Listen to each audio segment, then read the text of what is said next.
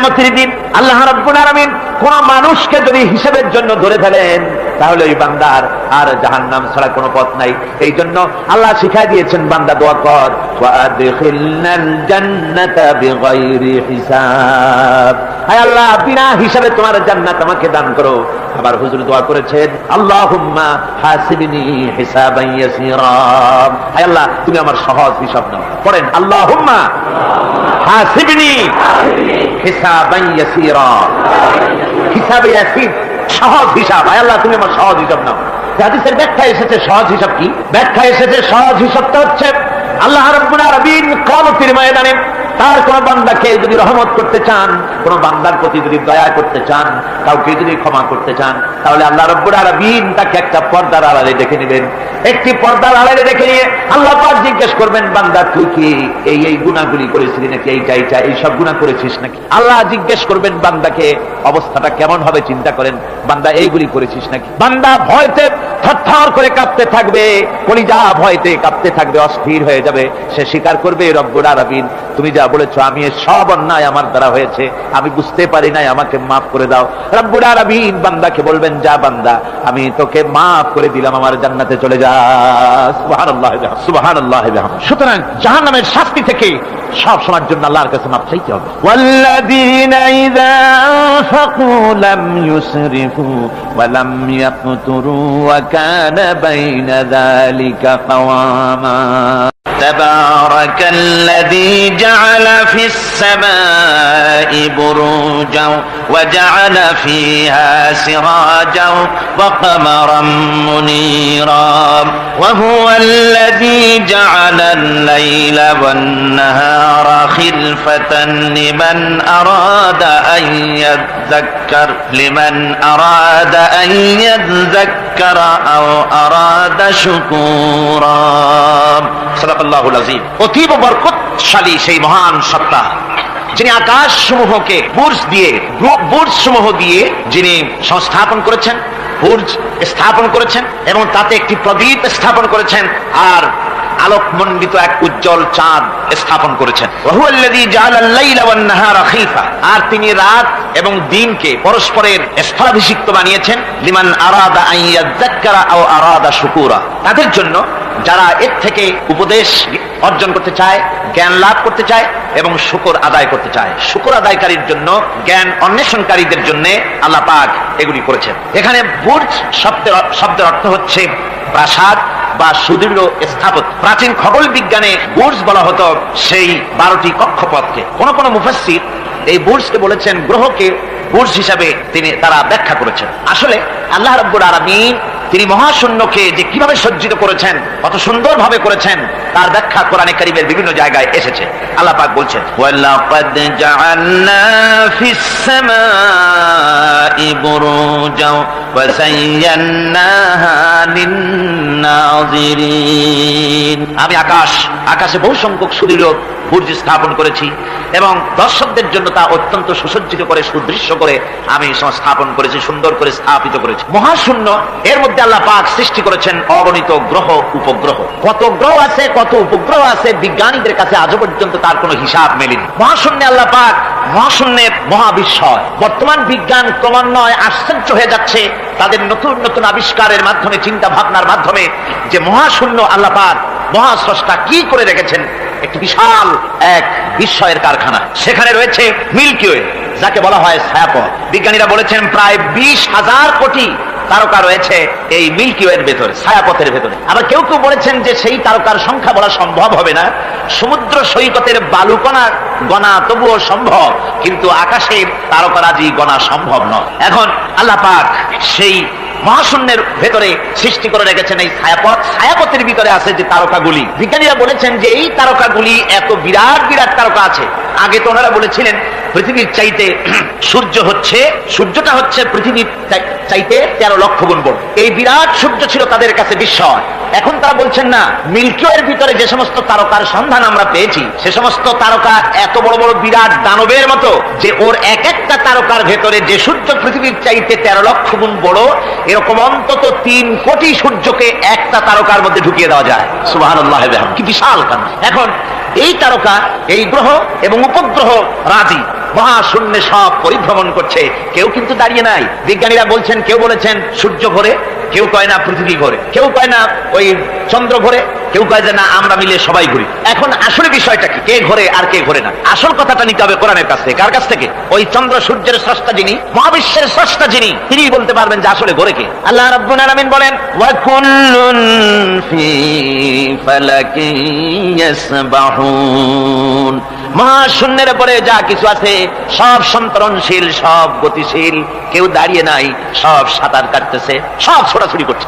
ছোটাছুটি করছে, তা আবার এত দ্রুত গতি, এক একটা যে গতির কথা আমরা চিন্তা করতে পারবো না। ভীষণ তীব্র গতিতে সব ছুটছে তো ছুটছে, কিন্তু ওখানে আবার কোনো ট্রাফিক পুলিশ নাই। আছে নাকি ট্রাফিক পুলিশ? আমাদের দেশে রাস্তাঘাটে কত ট্রাফিক পুলিশ আর কত ট্রাফিক সিগন্যাল লাইট, একদিকে ট্রাফিক পুলিশের হাতছানি আর একদিকে ট্রাফিক লাইটের চোখ রাঙানি, এরপরেও অ্যাক্সিডেন্টের অভাব নাই, ঠিক কিনা কর? বেচারা বেবি ট্যাক্সি, গরিব মানুষ রাস্তার এক পাশ দিয়ে যায়, আর ওই দত্তের মতো ট্রাক এসে এক ধাক্কা মারে, গরিব বেচারা বেবি ট্যাক্সি 3 ঠ্যাং উপরের দিকে দিয়ে রাস্তার পাশে বসে আল্লাহ আল্লাহ করে। আমাদের ট্রেন লাইনে অ্যাক্সিডেন্ট, ওই গাড়ির লাইনে অ্যাক্সিডেন্ট, এত কিছু থাকা সত্ত্বেও কিন্তু ওই মহাশূন্যে কোনো সিগন্যাল লাইট নাই, কোনো ট্রাফিক পুলিশ নাই।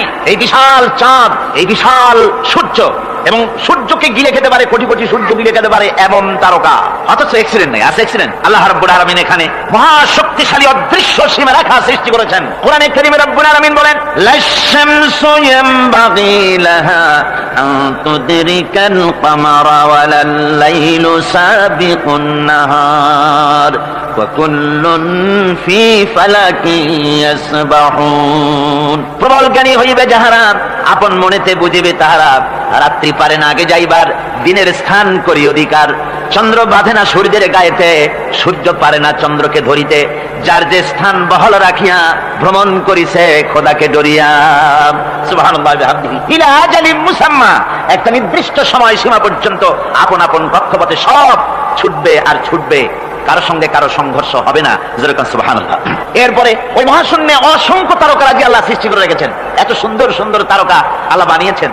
আল্লাহ রাব্বুল আলামিন বলেন ওয়ালাকাদ যায়্যানাস সামাআদ দুনিয়া বিমাসাবিহা ওয়া জাআলনাহা রুজুমান লিশ-শায়াতিন, এই দুনিয়ার আকাশখানিকে তারকা প্রদীপ দিয়া সাজায় রেখেছি মনের মতন, দেখো তুমি তাকাইয়া কি সুন্দর করে তারকাগুলি বানিয়ে রাখলাম, তাকিয়ে দেখো। বিজ্ঞানীরা বলেছেন এমন এমন অনেক তারকা আছে যা আমরা চোখে দেখি না, খালি চোখে ধরা পড়ে না। ওই তারকা এত ঊর্ধ্বে, ওই তারকা যেদিন তৈরি করা হয়েছে সেদিন থেকে নিয়ে আজ পর্যন্ত ওই তারকাগুলির আলো পৃথিবীর মাটি স্পর্শ করে নাই। সুবহানাল্লাহ।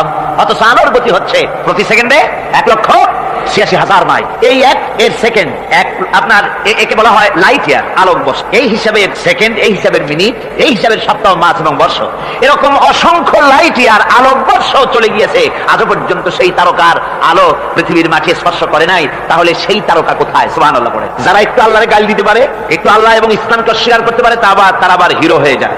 দেখছেন না অবস্থা? হিরো হয়ে যায়।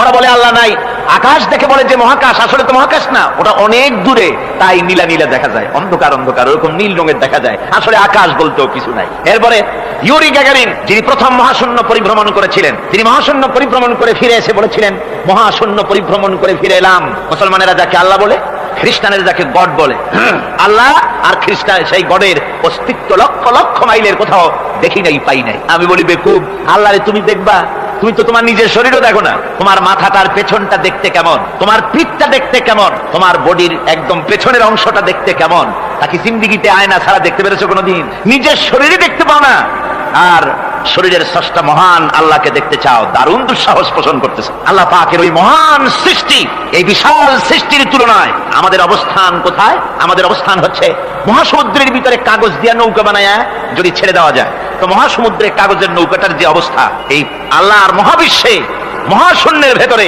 স্পেস, মহাশূন্য আল্লাহর মহাসৃষ্টি, এর ভেতরে আমাদের অবস্থানও আটলান্টিক মহাসাগরে কাগজের নৌকাটা যেমন, আমাদের পৃথিবীর অবস্থাটা তেমন। সুবহানাল্লাহ। আল্লাহ কত বিরাট! সুবহানাল্লাহ। আমার বন্ধুগণ, আল্লাহ পাক বলছেন যে এইভাবে করে আমি চন্দ্র সৃষ্টি করেছি এবং সূর্য সৃষ্টি করেছি। ওয়াজালা ফিহা সিরাজা ওয়া কামারাম মুনীরা, সেখানে একটা প্রদীপ আমি জ্বালিয়েছি, সেই প্রদীপটা হচ্ছে সূর্য। এই সূর্যটা হচ্ছে বিশাল, যা পৃথিবী থেকে 9,30,00,000 মাইল দূরে যে সূর্য অবস্থান করছে, এত দূরে থাকা সত্ত্বেও এই সূর্যের দিকে মানুষ খালি চোখে তাকাতে পারে না, এত উত্তপ্ত। সূরা নাবার মধ্যে আল্লাহ বলেছেন এটাকে ওয়াজআলনা সিরাজান ওয়াহাজা, উত্তপ্ত অতি উজ্জ্বল অতি উত্তপ্ত প্রদীপ এই সূর্যটাকে আল্লাহ বলেছেন। তার তাপ এত বেশি যে পৃথিবীর কোনো জায়গায় সূর্যের তাপ 140 ডিগ্রি ফারেনহাইট পর্যন্ত উঠে যায়, এত তাপ হয়। তো এই সূর্যের দিকে মানুষ যদি খালি চোখে তাকায় তাহলে তার চোখের দৃষ্টিশক্তি বিনষ্ট হয়ে যাওয়ার সম্ভাবনা থাকে।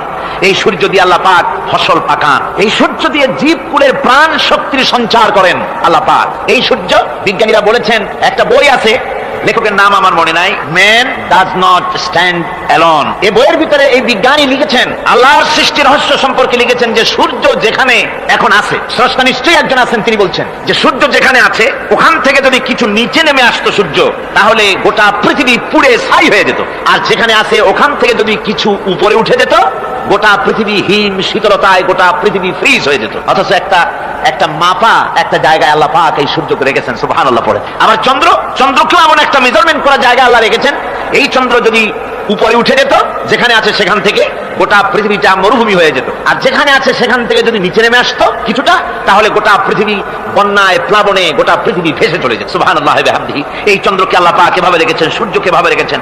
আবার এই সূর্যের রয়েছে অতি বেগুনি রশ্মি, সেই অতি বেগুনি রশ্মি যেন এমন একটা পাওয়ার আছে সূর্যের, যে সূর্যের তাপ যদি পৃথিবীর মানুষ গায়ে লাগে, ওই রশ্মিটা যদি লাগে, সৃষ্টি জগতের ক্যান্সার হবে, সৃষ্টি জগৎ মরে যাবে, বাঁচতে পারবে না, অসুখ করবে। সেজন্য ওজোন স্তর একটা আল্লাহ বানিয়ে রেখেছেন, ওজোন একটা স্তর, যেটাকে বিজ্ঞানীরা এখন বলছেন গ্রিন হাউস এফেক্ট। এই ওজোন স্তরে ফাটল ধরেছে, বিজ্ঞানীরা লক্ষ্য করেছেন ওজোন স্তরে ফাটল ধরে সূর্যের সেই ক্ষতিকারক পাওয়ারটা পৃথিবীর মাটির কাছে চলে আসতেছে। এখন এটাকে ঠেকাবার ব্যবস্থা করা হচ্ছে। আমার বন্ধুগণ, এটা কেন হচ্ছে? আল্লাহ রাব্বুল আলামিন বলেন, ওয়ামা আসাবাকুম মিন মুসিবাতিন ফাবিমা কাসাবাত আইদিকুম, তোমাদের উপরে যত বিপদ আছে মুসিবত আছে সব তোমাদের হাতের কামাই করা, দুই হাতের কামাই করা, দুই হাত দিয়ে যা কামাই করেছো তার ফল তোমাদের পেতে হচ্ছে। গ্রিন হাউস এফেক্ট কেন হলো? কারণ হচ্ছে আমাদের গাড়ি থেকে যে কার্বন ডাই অক্সাইড কালো ধোঁয়া আমরা বের করি, আমাদের মিল কলকারখানা থেকে যে চিমনি থেকে কালো ধোঁয়া বের হয়, এগুলিকে শোষণ করার জন্য, এগুলিকে নষ্ট করার জন্য হলো গাছ। গাছ হলে মানুষের বন্ধু। আমরা জনমের মতো গাছ কাটি, লাগাই না। এভাবে করে প্রকৃতির ভারসাম্য আমরা নষ্ট করেছি। আমরা প্রকৃতির ভারসাম্য নষ্ট করবার জন্য ইচ্ছে করে দেশের পাহাড়গুলিকে ধ্বংস করছি। অথচ আল্লাহ পাক বলেছেন, এই পাহাড় পৃথিবীর ভারসাম্য রক্ষার জন্য, প্রকৃতির ভারসাম্যকে রক্ষা করার জন্য আমি পাহাড় সৃষ্টি করেছি। ধরে বলেন সুবহানাল্লাহ।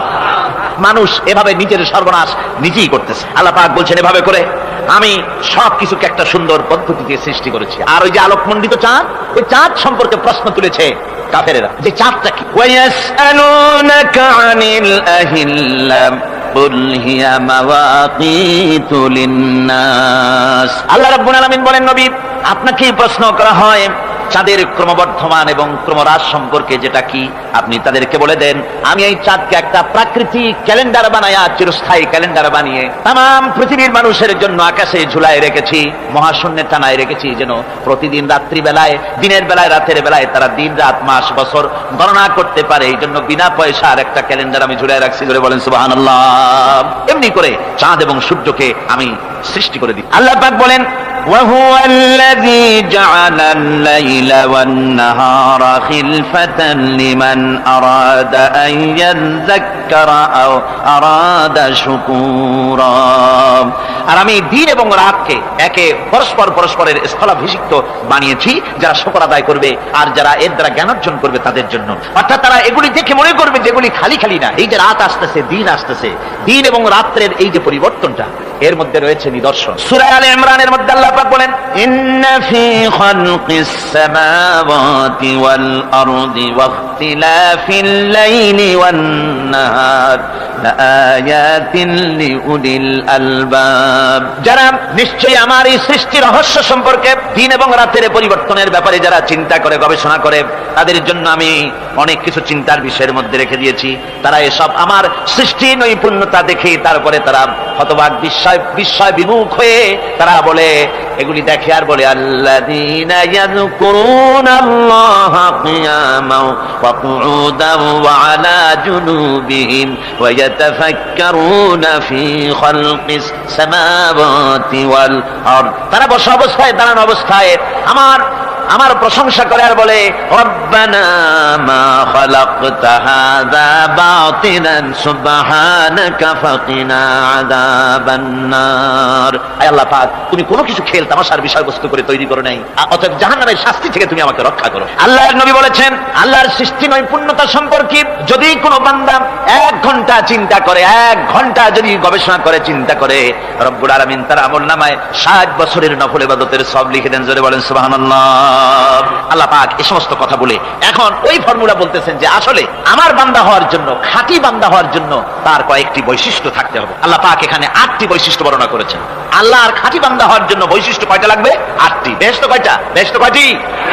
আল্লাহ পাক বৈশিষ্ট্য বানিয়েছেন 8টি। এখানে 8টি বৈশিষ্ট্যের কথা বলা হয়েছে। মহান আল্লাহ রাব্বুল আলামিন বলেন ওয়া ইবাদুর রাহমানিল্লাযীনা ইয়ামশুনা আলাল আরদি হাওনা ওয়া ইযা খাতাবাহুমুল জাহিলুনা ক্বালু সালামা। রহমানের খাঁটি বান্দা তারা, রহমানের আসল বান্দা তারা, যারা নাকি জমিনের উপর থেকে যখন হাঁটে খুব বিনয় বিনম্রতার সাথে তারা চলে। ওয়াইদা খাতাবাহুমুল জাহিলুন, আর যখন জাহিলরা তাদের সঙ্গে কথাবার্তা বলতে আসে তখন তারা তাদেরকে বলে তোমাদের প্রতি সালাম, এই বলে তারা চলে। অর্থাৎ এই 8টি বৈশিষ্ট্যের প্রথম বৈশিষ্ট্য ধরা হয়েছে চালচলনকে।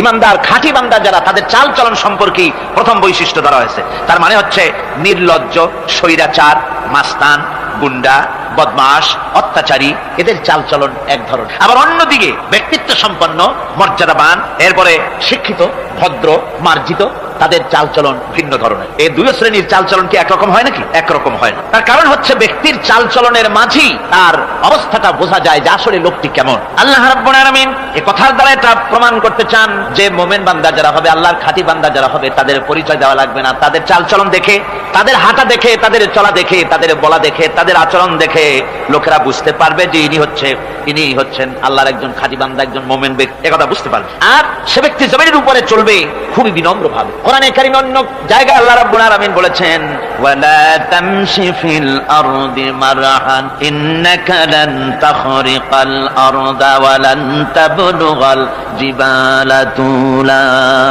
আমার জমিনের উপরে অহংকারের পদবরে হেঁটো না, আমার জমিনের উপরে অহংকার করে জমিনের উপরে হেঁটো না। তুমি জমিনের উপরে অহংকার করে হেঁটে পদাঘাত দিয়ে আমার এই জমিনকে ফাটাই দিতে পারবে না, আর তুমি লাভ দিয়ে আমার আকাশে, আমার পাহাড়ের উচ্চতাও তুমি ছাড়িয়ে যেতে পারবে না। অহংকার করে কেউ কি পায়ের আঘাত দিয়ে জমিনটাকে ফাটাই দিতে পারে? কি বলেন, পারবে? আর অহংকার করে লাভ দিয়ে পাহাড়ের উচ্চতাও কি কেউ ছাড়িয়ে যেতে পারবে? পারবে না। সুতরাং অহংকার, মোমেন ব্যক্তি যারা, তারা অহংকার করতে পারে না। অহংকার মোমেনের স্বভাব নয়। অহংকার করতে পারে কেবলমাত্র আল্লাহ রাব্বুল আলামিন। অহংকার হচ্ছে আল্লাহ পাকের ইজাত। অহংকার কি করতে পারেন? আল্লাহ পাক করতে পারেন। মানুষের অহংকার শোভা পায় না। মানুষ, তোমার আবার অহংকার কিসের? 1 ফোঁটা নাপাক পানি দিয়ে যার জন্মের উৎস, এমন নাপাক পানি যা শরীর থেকে নির্গত হলে পরে গোসল করা ফরজ হয়ে যায়, এমন 1 ফোঁটা নাপাক পানি যার জন্মের উৎস, তার অহংকার কি? অহংকার করবেন আল্লাহ রাব্বুল আলামিন। হাদিসে কুদসির ভিতরে এসেছে আল্লাহ পাক বলেছেন যে ব্যক্তি অহংকার করে সেজন্য আমার চাদর নিয়ে টানাটানি করে। জোরে কোন নাউযুবিল্লাহি মিন যালিক। সুতরাং মুমিন বান্দা যিনি হবেন, আল্লাহর খাঁটি বান্দা, রহমানের খাঁটি বান্দা, সে ব্যক্তি কখনো জমিনের উপর অহংকারের সাথে চলাফেরা করবে না, বরং তার চালচলন হবে অত্যন্ত বিনম্র। আর কি? আর হলো জাহিলদের সঙ্গে সে কোনো বিতর্কে লিপ্ত হবে না। জাহিলরা গালাগালি দেবে, গালাগালির জবাবে সে গালাগালি দেবে না। জাহিলরা অত্যাচার করবে, অত্যাচারের জবাবে সে অত্যাচার করবে না, বরং তাদেরকে দেখলে, তারা অত্যাচার করতে আসলে, তারা গালাগালি দিলে তাদের জবাবে ইদফা বিল্লাতি হিয়া আহসান, তাদের জবাবে তাদেরকে সালাম দিয়ে সেখান থেকে তারা কেটে পড়বে। সূরা কাসাসে অন্য জায়গায় আল্লাহ রাব্বুল আলামিন একথা আবার এভাবে বলতেছেন ওয়াইজা সামিউল লাগবা আ'রাদু আনহু ওয়া ক্বালু লানা আ'মালুনা ওয়া লাকুম আ'মালুকুম সালামুন আলাইকুম লা নাবতাগিল জাহিলিন। আল্লাহ পাক বলছেন যে যখন মুমিনেরা পরস্পরে মুমিনদের সাথে জাহিলদের যখন দেখা সাক্ষাৎ হয়ে যায়, যখন ঝগড়ায় লিপ্ত হতে চায়, তখন মুমিনেরা যারা মুমিন বান্দা, আল্লাহর খাঁটি বান্দা, তারা বলবে যে তোমাদের আমলের প্রতিফল তোমরা পাবা, আমাদের কৃতকর্মের ফল আমরা পাবো, সুতরাং তোমাদের প্রতি সালাম, তোমাদের সাথে আমাদের কোনো সম্পর্ক নাই। ঝগড়াঝাটি না করে তারা ফিরে আসবে। আল্লাহ পাক এরপরে বলেন ওয়াল্লাযীনা ইয়াবিতুনা লিরাব্বিহিম সুজদান ওয়া কিয়ামা। রহমানের খাঁটি বান্দা তারাই আরেকটি বৈশিষ্ট্য, তাদের এই 2 নম্বরের বৈশিষ্ট্য বলা হচ্ছে রহমানের আল্লাহর খাঁটি বান্দার 2 নম্বরের বৈশিষ্ট্য যেটা, সেটা হচ্ছে এই যে তারা রাত কাটায় তার রবের হুজুরে আল্লাহর দরবারে সেজদা দিয়ে দাঁড়িয়ে থেকে কান্দাকাটি করে তারা রাত গুজরান করে। জোরে বলেন সুবহানাল্লাহ। আর এর বিপরীত যারা, তারা রাত কাটায় রাতের বেলা মদ, জুয়া, সিনেমা, গান বাজনা, অশ্লীলতা, নাটক, হাবিজাবি গল্প গুজব করে তারা তাদের রাত কাটায়। আর যারা মুমিন বান্দা, আল্লাহর বান্দা, যারা খাঁটি বান্দা, তারা এই রাত তারা আল্লাহর ইবাদতের ভিতর থেকে কান্দাকাটির মধ্য দিয়ে দাঁড়িয়ে দাঁড়িয়ে অথবা সেজদার ভিতরে তারা তাদের রাত কাটিয়ে দেয়। কোরআনে কারীম আল্লাহ রাব্বুল আলামিন এই কথা এভাবে বলেছেন, তাতাজাফা জুনুবুহুম আনিল মাদাজি ইয়াদউনা রাব্বাহুম খাওফান ওয়া তামআন। আমার মুমিন বান্দারা তাদের পার্শ্বদেশ এবং পৃষ্ঠদেশ বিছানার উপরে বেশি রাত থাকে না, তারা তাদের রবের প্রতি, রবের ভয়, আল্লাহর ভয়, আশা এবং আশা পোষণ করে। আর তারা আল্লাহকে ভয় করে তারা বিছান থেকে নিজের পিঠকে আলাদা করে নিয়ে তারা রাতের বেলায় আমার কাছে কান্দে, আমার কাছে দোয়া করে, তারা কান্দে, ইবাদত করে। সূরা যারিয়াতের ভিতরে রব্বুল আলামিন বলতেছেন, কানু ক্বালিলাম মিনাল লাইলি মা ইয়াহজাউনা ওয়া বিল আসহারি হুম ইস্তাগফিরুন। আমার এই মুমিন বান্দাগুলি, আমার খাঁটি বান্দা যারা, তারা সারা রাত ঘুমায় না, রাতের একটা অংশ মাত্র তারা ঘুমায়, সারা রাত ঘুমায় না, একটা অংশ তারা ঘুমায়, আর বাকি অংশটুকুন শেষ রাত্রে তারা ওঠে আর আমার দরবারে তারা কান্দে, মাপ চায় আর কাঁদতে থাকে, চোখের পানি ফেলতে থাকে। আল্লাহ রাব্বুল আলামিন শেষ রাত্রে প্রথম আকাশে আসেন। হাদিস শরীফে এসেছে, প্রথম আকাশে আল্লাহ রাব্বুল আলামিন এসে দুনিয়ার মানুষকে ডাকেন, কে আছো? গুনাহ করে জীবন বোঝাই করে ফেলেছো, নাফরমানি করেছো, গুনাহ করেছো, অথবা বিপদে পড়েছো, ঋণগ্রস্ত হয়ে পড়েছো, অসুবিধায় পড়েছো, মামলা মকদ্দমায় পড়েছো, আমার কাছে মাপ চাও, আমার কাছে সাহায্য চাও।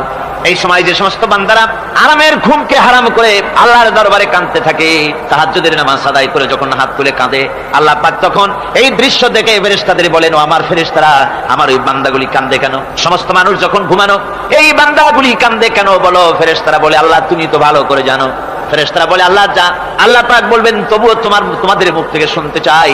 ফেরেশতারা তখন বলবে, রব্বুল আলামিন, তোমার বান্দা গুনাহ করেছে, জাহান্নামের ভয়তে তোমার কাছে কাঁদতেছে, তোমার ভয়তে কাঁদে, জাহান্নামের ভয়তে কাঁদে। আল্লাহ জিজ্ঞেস করেন, ফেরেশতারা, ওরা যে আমার ভয়তে কাঁদে, ওরা কি আমারে দেখছে নাকি? ফেরেশতারা বলেন, না খোদা, তোমারে দেখে নাই। আল্লাহ পাক বলেন, ওরা আমার যে জাহান্নামের ভয়তে কাঁদে, ওই জাহান্নাম তারা দেখেছে নাকি? ফেরেশতারা বলেন, না আল্লাহ, তোমার জাহান্নাম ওরা দেখে নাই, তোমার বেহেশত কিছুই দেখে নাই। আল্লাহ পাক বলেন, আমার ফেরেশতারা, এই বান্দাগুলি আমার দুজক দেখে নাই, আমাকে দেখে নাই, হাসর মিজান সিরাত কিছুই দেখে নাই, শুধু কোরআনের কথা শুনে, আমার নবীর কথা শুনে, আমার কোরআনের কথা শুনে বিশ্বাস করে আরামের ঘুমকে হারাম করে কিভাবে কাঁদতেছে তাকায় দেখ। আমার রহমতের দরিয়ায় জোশ মেরে গেছে, তোরা সাক্ষী থেকে যা, আমার ওই ক্রন্দনরত বান্দাগুলিকে আমি আল্লাহ মাফ করে দিলাম। আমার ভাইরা, আল্লাহ পাক বলেন, আম্মান হুয়া কানিতুন আনা আল-লাইলি সাজিদাও ওয়া কাইমান। আল্লাহ রাব্বুল আলামিন বলেন, সিজদার ভিতরে আর দাঁড়ানোর ভিতরে আমার এই বান্দাগুলি আখিরাতে আমার সঙ্গে দেখা করা লাগবে এই ভয়তে, জাহান্নামের ভয়তে তারা কাঁদে, এভাবে কাঁদতে থাকে। আর আল্লাহ পাক ওই সময় তাদের গুনাহ মাফ করতে থাকেন। কোরআনে কারীমের ভিতরে আল্লাহ পাক বলেন, সারা রাত ঘুমাতে আল্লাহ নিষেধ করেছেন, সারা রাত যেন ঘুমায়ো না, পাইকারি দরে ঘুমায়ো না, একটু জাগো। ওয়াজকুর ইসমা রাব্বিকা বুকরাতাও ওয়া আসীলা। সকাল এবং সন্ধ্যায় তোমার প্রভুর, তোমার রবের জিকির করো, স্মরণ করো। ওয়া মিনাল লাইলি ফাসজুদ লাহু ওয়া সাব্বিহহু লাইলান তাওয়িলা। তোমার রাতের বেলায় রাতের একটা অংশ সিজদায় অবনত হও, আর রাতের দীর্ঘ সময় ঘুমায় থেকো না, হয় একটা লম্বা সময় ঘুমাও, কিন্তু একটা অংশ রাখো যে সময় তুমি আমার দরবারে সিজদায় পড়ে যাবে, কাঁদবে। আমার বন্ধুগণ, রাতটা ওয়াজআলনাল লাইলা সুবাতা, আল্লাহ রাব্বুল আলামিন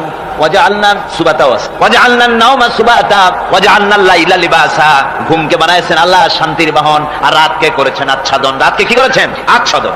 রাতকে একটা পর্দা লাগিয়ে দিয়েছেন, রাতের পর্দা। যেহেতু প্রেম ভালোবাসা ঢোল পিটায় করা যায় না, ঢোল পিটায় প্রেম করা যায় যায় না, মানুষকে দেখায় দেখায় প্রেম ভালোবাসা করা যায় না। এটা হলো দুনিয়ার রীতিনীতি, দুনিয়ায় যেটা মানুষরা করে। আসল সবচাইতে বড় ভালোবাসার পাত্র হলেন আল্লাহ, মাসুক হলেন আল্লাহ, আশেক হলো মানুষ। আশেক এবং মাসুকের ভিতরে প্রেম বিনিময় হবে, ভালোবাসার আদান প্রদান হবে, কথোপকথন হবে। এজন্য দিনের কোলাহলপূর্ণ অবস্থায় তা হয় না বলে রব্বুল আলামিন বলেন আমি তোমাদের জন্য রাতকে একটা আচ্ছাদন, একটা পর্দা বানাই দিয়েছি। এই রাতের পর্দার ভিতরে থেকে আমারে ডাকো, আমাকে আমার কাছে তুমি আমাকে ডাকো, একটা লম্বা সময় নিয়ে আমাকে বলতে থাকো, আমাকে ডাকতে থাকো।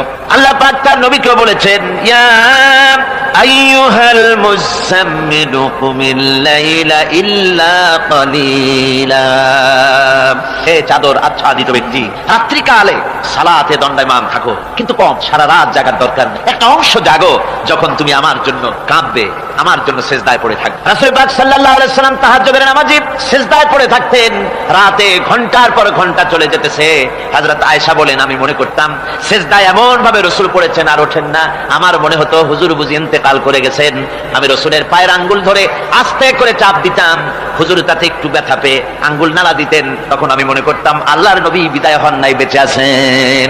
আবার কখনো দাঁড়িয়ে দাঁড়িয়ে নামাজের ভিতরে তেলাওয়াত করতে করতে রাত শেষ হয়ে যেত, আমার মনে হতো এই দাঁড়ানো থেকে হুজুর বুঝি আর রুকুতে যাবেন না। আবার যখন রুকুতে যেতেন মনে হতো এই রুকু থেকে আর বুঝি সেজদায় যাবেন না। আবার যখন সেজদায় যেতেন মনে হতো এই সেজদা থেকে রাসূল বুঝি আর উঠবেন না। সুবহানাল্লাহ। সাহাবায়ে কেরাম জিজ্ঞেস করতেন, হে রাসূল, হযরত আয়েশা জিজ্ঞেস করে, হে রাসূল আপনি এত কাঁদেন কেন, এত ইবাদত করেন, এত রাত জাগেন? হযরত আয়েশা বলেছেন, আল্লাহর নবী দাঁড়িয়ে দাঁড়িয়ে তেলাওয়াত করতে করতে, দাঁড়িয়ে দাঁড়িয়ে নামাজ পড়তে পড়তে পাও মোবারক, কদম মোবারক এমন ভাবে ফুলে যেত, সকালবেলায় জুতার মধ্যে পাও ঢুকতো না। সুবহানাল্লাহ। এইভাবে রাসূল পাক কষ্ট করতেন। জিজ্ঞাসা করতে এত ইবাদত কেন করেন? আপনার তো আগের পিছের সমস্ত গুনাহ আল্লাহ মাফ করেছেন, কোনো গুনাহ আপনার নাই, তবু আল্লাহ বলে দিয়েছেন নবী আপনার আগের পিছের সব মাফ, তারপরে এত কাঁদেন কেন? আল্লাহর নবী বলেছেন, ও সাহাবীরা, আমার স্ত্রীরা শোনো, আমি কি আমার বান্দার, আমি আমার আল্লাহর শুকরগুজারকারী বান্দায় কি আমি পরিণত হব না? যে আল্লাহ আমাকে এত নিয়ামত দিয়েছেন, আমি কি সেই আল্লাহর শুকরগুজার হব না? রাসূলুল্লাহ ভাবে কাঁদতেন। সুতরাং প্রত্যেকটি মুসলমানকে রাতের বেলায় আল্লাহর দরবারে হাত তুলে কাঁদতে হবে, মোনাজাত করতে হবে, রব্বুল আলামিন যে গুনাহ করেছি, আমি যত গুনাহ করেছি, আমাকে তুমি নিয়ামত যা দিয়েছো, এই নিয়ামত তুমি না দিলেও পারতে, তুমি দয়া করে দিয়েছো। এভাবে যদি মানুষ কাঁদে, আল্লাহ এই অপরাধ করেছি, অপরাধের কথা যদি স্মরণ করে আর কাঁদতে থাকে, আল্লাহ রব্বুল আলামিনের রহমত তার উপরে তখন পড়তে থাকে। আর এই তাহাজ্জুদ গভীর রাতের কান্দাকাটি, এই জন্য আল্লাহ পাক বলেন, এর আসল ব্যাপারটা হলো ইন্না নাশিআতাল লাইলি হিয়া আশাদ্দু ওয়াতআন ওয়া আকওয়ামু কিলা। আসল ব্যাপার হলো এই প্রকৃতপক্ষে রাতের বেলায় যে নামাজটা হয়, শয্যা ত্যাগ করে মানুষ যে নামাজ পড়তে দাঁড়ায়, এতে করে তার আত্মসংযমের ট্রেনিং হয়ে যায়, আল্লাহর সঙ্গে মহব্বত কায়েম হয়ে যায়। ইসলামী আন্দোলনের বিজয়ের জন্য কর্মীদের এটা সবচাইতে বড় ওষুধ। শুধু হরতালের প্রোগ্রাম দিয়া, শুধু মিছিলের প্রোগ্রাম দিয়া ইসলামী আন্দোলন বিজয় কোনো কালে হয় নাই আর হবেও না। এর জন্য আন্দোলন যারা করে তাদেরকে গভীর রাত্রে উঠতে হয়, নফল রোজা রাখতে হয়, আর গভীর রাত্রে তেলাওয়াত করতে হয়, কাঁদতে হয় আল্লাহর কাছে, তা না হলে আন্দোলনের বিজয় হওয়া সম্ভব নয়। আমার বন্ধুগণ, আমরা জেনেছি ইতিহাসে আছে লাল সালু একটা বই পড়ানো হয়, কলেজে পড়ানো হয়, আপনার নাম শোনেন নাই? এই বইটা আমাকে একজন প্রফেসর এই চট্টগ্রামের আমাকে দেখতে দিলেন, আমি দেখলাম। তার মধ্যে তিনি ইসলামের ব্যাপারে এত বিদ্বেষ ছড়িয়েছেন, এক জায়গায় তিনি লিখতে গিয়ে লিখেছেন, আমি পড়লাম, নিজে পড়েছি, যে দেশে যত টুপি দেখা যায় জমিনে এত শস্য হয় না। এদেশে এই মোষ দাড়ি গোপ ওঠার আগেই কোরআন শরীফ হেফজ করা সারা, অথচ জমিনের শস্য নাই। জমিনের শস্য আর কোরআন শরীফ পড়ার সাথে তুলনা করে উপহাস করেছে রীতিমতো। একটা দুশ্চরিত্র খলনায়ককে দিয়ে সেখানে কোরআন হাদিসকে বিকৃত করার অপচেষ্টা চালানো হয়েছে। এরকম একটা নিকৃষ্ট বইকে তারা স্কুলে এবং কলেজে সেখানে পড়াশোনার ব্যবস্থা করে দিয়েছে।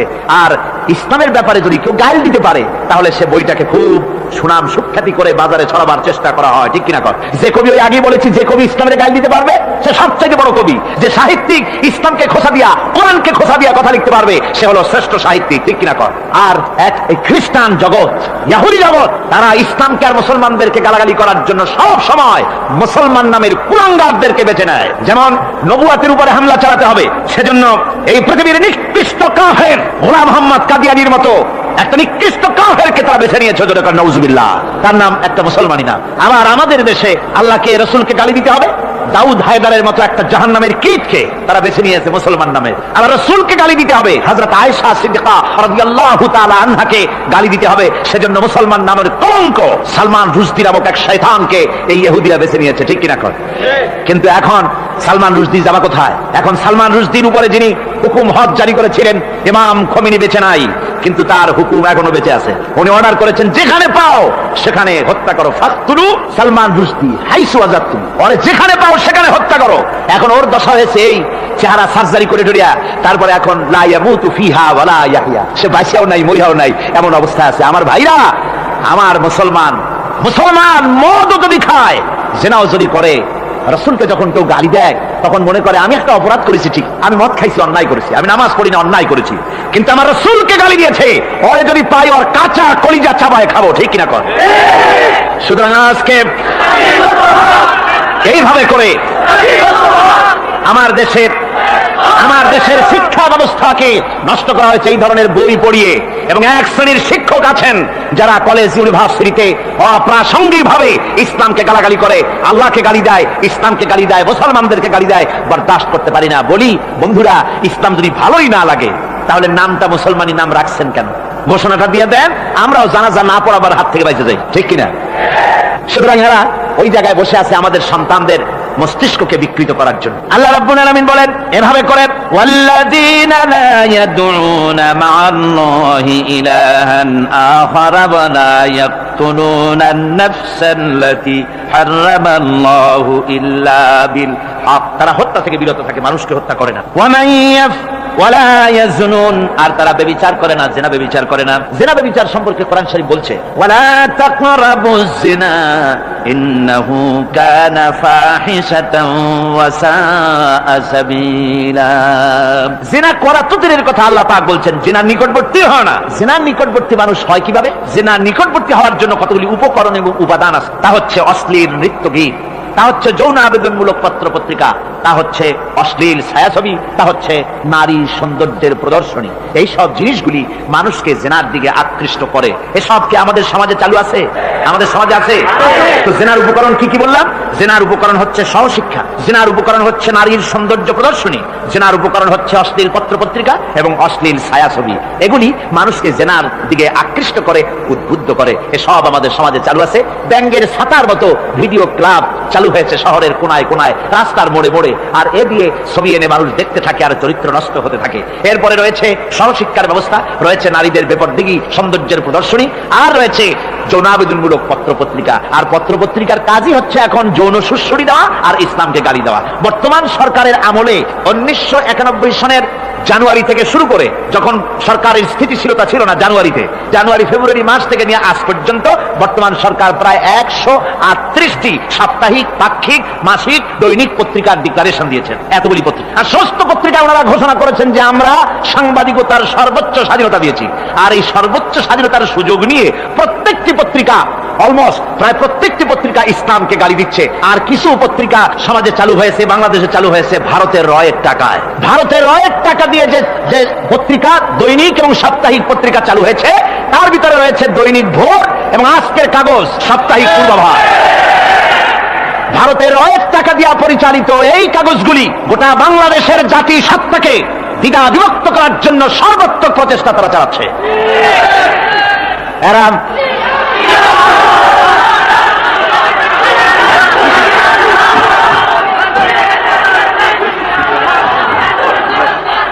আমার বন্ধুগণ, এই ধরনের একটানা প্রয়োজন হলে সব নাম আমরা তুলে ধরবো।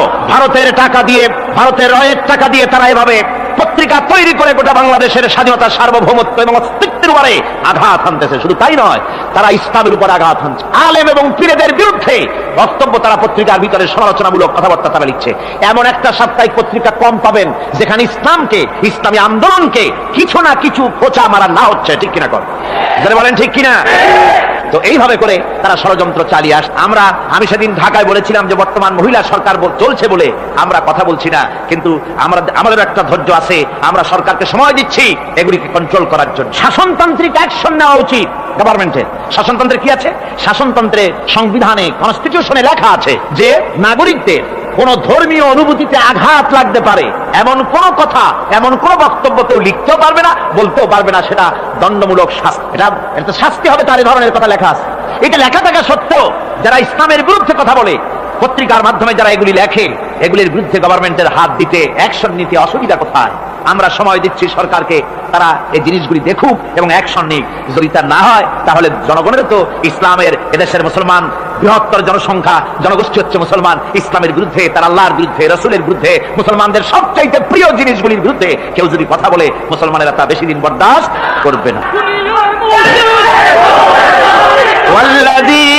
আল্লাহ পাকের বলে বলেন ইউদাআফ লাহুল আযাবু ইয়াওমাল কিয়ামাতি ওয়া ইয়াখলুদ ফীহি মুহানা।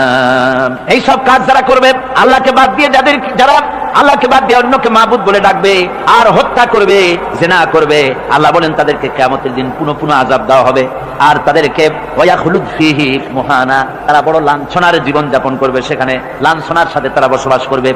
ইল্লা মান তাবা ওয়া আমানা ওয়া আমিলা আমালান সালিহান ফাউলাইকা ইউবাদদিলুল্লাহু সাইয়্যাতিহিম হাসানাত ওয়া কানাল্লাহু গফুরার রহিমা।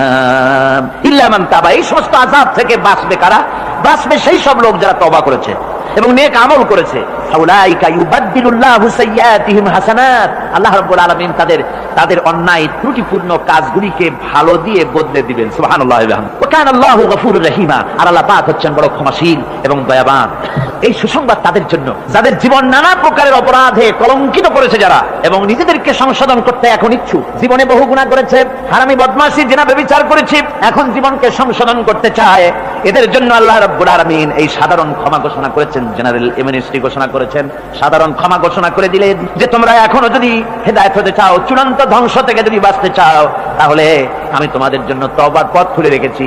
আল্লাহ যদি এই তওবার পথ খুলে না দিতেন তাহলে মানুষ হতাশায়, নিরাশায় শয়তান হয়ে যেত, তার মানে আরো পাপ করত। যখন আর কোনো গুনাহ যখন মাফই হবে না, তখন আর কি করা যায়? আরো বেশি পাপের মধ্যে লিপ্ত হয়ে যায়। আমার ভাইরা, আল্লাহ রাব্বুল আলামিন মানুষের জন্য তওবা করার জন্য, গুনাহ মাফের জন্য দরজা খুলে রেখেছে। ইবনে জারীর তাবারীর একটি বর্ণনা এসেছে, হযরত আবু হুরায়রা রাদিয়াল্লাহু তাআলা আনহু তিনি বলছেন যে আমি ইশার নামাজ পড়ে মসজিদে নববী থেকে ইশার নামাজ পড়ে ঘরে আসতেছিলাম। ঘরে আসার সময় দেখি আমার দরজার কাছে একজন মহিলা দাঁড়ান। সে আমাকে সালাম বলল, আমি তাকে তার সালামের জবাব দিয়ে ঘরের মধ্যে প্রবেশ করলাম। কিছুক্ষণ পরে মহিলা দরজায় নক করলেন। আমি দরজা খুলে জিজ্ঞেস করলাম কি চাও? তিনি বললেন যে আমি শয়তানের ওয়াসওয়াসায় পড়ে জিনা করেছি এবং এই জিনা করার পর আমি গর্ভবতী হয়েছি, এরপরে একটা সন্তান হয়েছে, আমি সেই সন্তানকেও মেরে ফেলে দিয়েছি, এখন আমার বাঁচার পথ, আমার এখন এই গুনাহ মাফ হওয়ার পথ। হযরত আবু হুরায়রা রাদিয়াল্লাহু তাআলা আনহু বলছেন যে অসম্ভব, তোমার এই গুনাহ মাফ হবে। মহিলা তখন যাওয়ার সময় কাঁদতে কাঁদতে কপালে আঘাত করতে করতে যাচ্ছিল যে আরে শরীরের এই রূপ, এই যৌবন, এই সৌন্দর্য কি তৈরি হয়েছিল জাহান্নামের আগুনে জ্বলার জন্য? এইভাবে করে চিৎকার দিতে দিতে মহিলা যান। হযরত আবু হুরায়রা বলেন আমি সকালবেলায় আল্লাহ রাসূলের সঙ্গে ফজরের নামাজ আদায় করে আল্লাহর নবীকে ঘটনা শোনালাম, বললাম হে রাসূল আমি তো মহিলাকে এইরকম জবাব দিয়ে। হযরত আবু হুরায়রা দৌড়ে গেলেন, বললেন আমি ছুটতে লাগলাম, এমন ভুল আমি কথা বলেছি। মহিলা তো হতাশ হয়ে গিয়েছে, তিনি খুঁজতে খুঁজতে মহিলাকে পেয়ে গেলেন, যে বললেন ও মহিলা, আল্লাহর হাবিব তোমার সম্পর্কে এই কথা বলেছেন, তুমি যদি তওবা করো আল্লাহ রাব্বুল আলামিন তোমাকে মাফ করে দিবেন আর তোমার দোষ ত্রুটিগুলির বিনিময় আল্লাহ তোমাকে নেক দিয়ে বদলাই দিবেন, তোমাকে আল্লাহ মাফ করবেন। মহিলা শোনা মাত্র আল্লাহু আকবার বলে চিৎকার মেরে সিজদায় পড়ে গেলেন। তিনি প্রাণ ভরে কাঁদলেন আর বললেন আল্লাহ তোমার দরবারে শুকরিয়া আদায় করি যে আমার মতো গুনাহগারের জন্য তুমি যে তওবার দরজা খোলা রেখেছো। তিনি তার নিজের দাসীকে এবং তার বাচ্চাকে, কৃত দাসীকে আল্লাহর শকরার্থে মুক্ত করে দিলেন। আমার ভাইরা, এভাবে করে যারা নাকি আল্লাহর দরবারে যারা এভাবে মাপ চায় আল্লাহ পাক তাদেরকে মাফ করে দিবেন। তওবা করার জন্য রব্বুল আলামিন পথ খুলে রেখে দিয়েছেন। আবার অন্য হাদিসে এসেছে হযরতে রাসূল পাক সাল্লাল্লাহু আলাইহি ওয়াসাল্লামের কাছে এক বৃদ্ধ এসে বলেছিলেন হে আল্লাহর নবী আমি যত গুনাহ করেছি সমস্ত গুনাহ যদি দুনিয়ার মানুষকে ভাগ করে দেওয়া হয় তাহলে একযোগে সব মানুষকে তা ডুবাইয়া ছাড়বে, এত গুনাহ আমি করেছি, এমন কোন গুনাহ নাই যে আমি করি নাই। হে আল্লাহর রাসূল আমার এই গুনাহ মাফ হবে নাকি? আল্লাহর নবী বলেন তুমি কি মুসলমান হয়েছো? লোকটি বলল হুজুর আমি মুসলমান হয়ে গেছি। আশহাদু আল্লা ইলাহা ইল্লাল্লাহু ওয়াহদাহু লা শারীকা লাহু ওয়া আশহাদু আন্না মুহাম্মাদান আবদুহু ওয়া রাসূলুহু। পড়েন সবাই আশহাদু আল্লা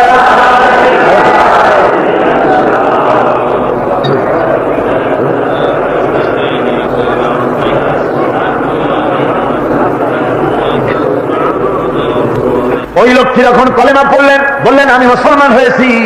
আল্লাহ নবী বলেন শোনো আল্লাহর বান্দা, তুমি যখন কলেমা পড়েছো, তোমার পেছনের তাম জিন্দেগির সমস্ত গুনাহ খাতা আল্লাহ রাব্বুল আলামিন মাফ করে দিয়েছেন। শুধু মাফ করেন নাই, আরো কি করেছেন? ওয়ায়ুবাদদিলুল্লাহু সাইয়্যাতিহিম হাসানাত। দোষ ত্রুটি তোমার যা আছে, যে ব্যক্তি তওবা করে আল্লাহর পথে চলে, নেক আমল করে, পেছনের জীবনের দোষ ত্রুটি যা করেছেন সবগুলির বদলে আল্লাহ রাব্বুল আলামিন নেকি লিখে দিবেন। জোরে বলেন সুবহানাল্লাহ।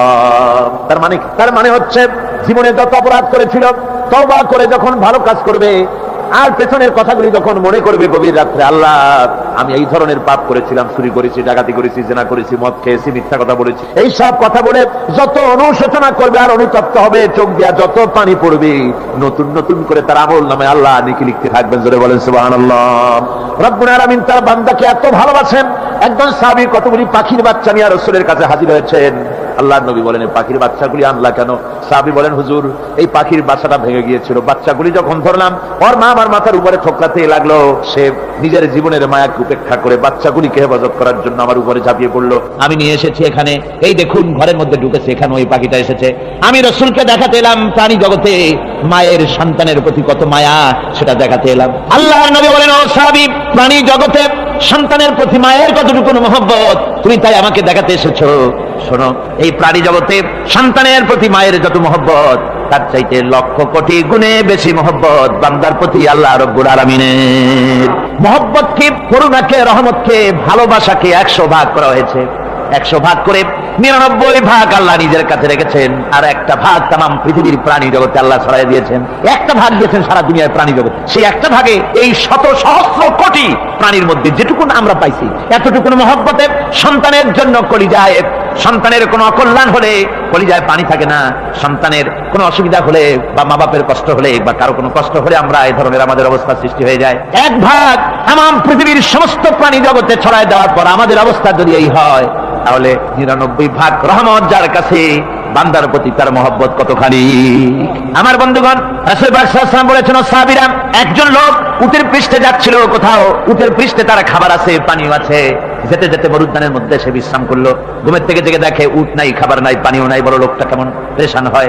সাহাবীরা বলেন, হুজুর, উট হচ্ছে মরুভূমির জাহাজ, উট হারায় গেছে, টাকা পয়সা যা ছিল, খাদ্য খাবার ছিল, সব চলে গেছে, এর থেকে পেরেশানি তো আর কিছুই হয় না। হুজুর বলেন, লোকটা খানিকক্ষণ চিন্তা ভাবনা করতে করতে কিছুক্ষণ পর দেখলো উট ফিরে এসেছে, সমস্ত টাকা তার ওই খাদ্য আর পানিও নিয়ে হাজির হয়ে গেছে। বলো কেমন খুশি হয় হুজুর? হযরত সাহাবীরা বলেন, হুজুর, এর থেকে খুশি আর কি হতে পারে? লোকটার দিল তো ভরে যাবে। আল্লাহর নবী বলেন, ওগো সাহাবীরা, কোন বান্দা যদি আল্লাহ থেকে নাফরমান হয়ে যায়, নামাজ ছেড়ে দেয়, জিনা ব্যভিচার বদমাশি নাফরমানিতে যদি যখন লিপ্ত হয়ে যায়, উঠারা ব্যক্তি উট পাওয়ার জন্য যেমন পেরেশানি বোধ করে, আল্লাহ রাব্বুল আলামিন তার ওই নাফরমান বান্দার জন্য আল্লাহ রাব্বুল আলামিন ফিরে আসার জন্য আল্লাহ রাব্বুল আলামিন চান। বান্দা যখন, নাফরমান বান্দা নিজের গুনাহ বুঝতে পেরে যখন সিজদায় পড়ে গিয়া কান্দে, রব্বুল আলামিন আমার গুনাহ মাফ করে দাও, এইভাবে যখন কাঁদতে থাকে, রব্বুল আলামিন, আল্লাহর হাবিব বলেন, উঠারা ব্যক্তি উঠ ফেলে পড়ে, ওই ব্যক্তি যত খুশি হন। কোন নাফরমান বান্দা যখন সিজদায় পড়ে যায়, আল্লাহ রাব্বুল আলামিন এর চাইতে লক্ষ কোটি গুণে বেশি খুশি হয়ে যান। আল্লাহ পাক হচ্ছেন রহমান রহিম, গাফুরুর রহিম। পৃথিবীতে এমন কে আছে, আপনি আমাকে বলেন, এমন কে আছে অপরাধ করবে না আর সে বলবে আয় তোরে মাফ করে দেই? বলেন, এরকম আছে নাকি? কেউ বলেন আছে? এমনকি বাপ মা ছেলে অন্যায় করেছে, বাপ মার দিল চায় ছেলেটা যদি মাপ চাইতো, বড্ড ভালো হতো, ওর সাথে প্রাণ ধরে কথা বলতাম, বুকের সাথে জড়িয়ে দিতাম, কিন্তু মুখ খুলে বলে না যে অপরাধ করেছিস, মাপ চাইয়া যা, এরকম বলে। মাও বলে না, বাপেও বলে না। কিন্তু একমাত্র মহান সত্য রব্বুল আলামিন, বান্দা যখন গুনাহ করে আল্লাহ ডাকে, বান্দারে গুনাহ করেছিস ফিরে আয়, আমি তোরে মাফ করে দেব। গুনাহ করেছিস ফিরে আয়, জিনা করেছিস ফিরে আয়, মদ খেয়েছিস ফিরে আয়, মানুষ হত্যা করেছিস ফিরে আয়, কুফরি করেছিস ফিরে আয়, আগুন পূজা করেছিস ফিরে আয়, মাটি পূজা করেছিস, সূর্য পূজা করেছিস, যা করেছিস না কেন ফিরে আয়, আমাকে ডাক দে, আমি তোর জিন্দেগির গুনাহ আমি আল্লাহ মাফ করে দেব।